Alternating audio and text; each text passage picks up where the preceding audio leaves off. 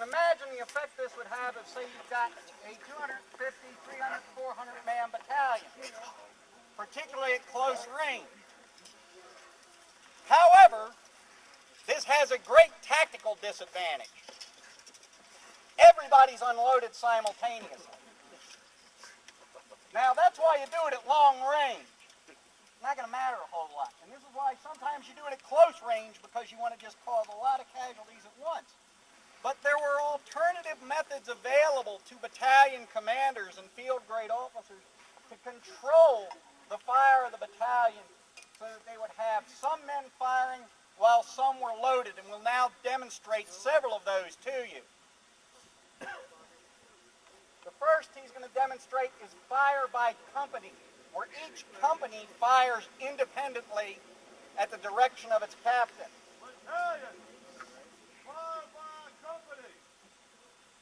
Battalion, ready. Commence firing. First company, hey! Fire! Hey! Now you'll notice there's an interval here.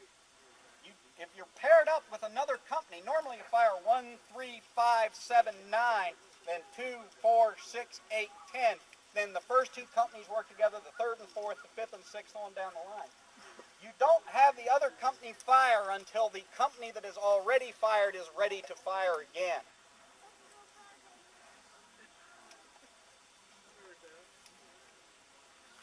Now, I know this appears to be slow with just two companies, but most battalions are going to have 7, 8, 9, or if you've got a full-size regiment, 10 companies. Now, another method, if you wanted to have a wider field of fire but still have some control, was a method called fire by rank.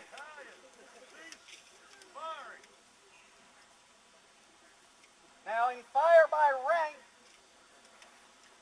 the commanding officer would allow one rank to fire, again they would reload, and then the other rank would be available to meet whatever emergency was there.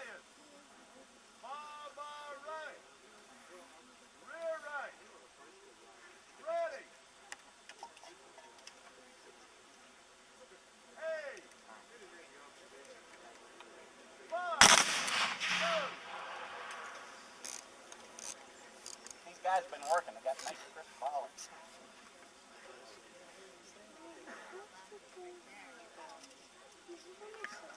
Now again, you're going to have an interval in here, but you know you still got at least half your men ready to fire at an instant's command. Front rank. Ready. Hey. Fire. Now, in general engagements, the other method that would be used to control firing was a method called fire by file. This was actually the most prevalent used firing in combat. Now, on this field, you can see you've got some nice big open areas. But for those of you, when you get around to Little Round Top or some of the area around Culp's Hill or some of these other areas, it's very close in. You don't see the enemy until you're almost on top of them, and you end up in basically these short-range slugging matches to where having a volume of fire that is constant is more important than having these mass firings. You just have to keep hitting the enemy in small bits and pieces.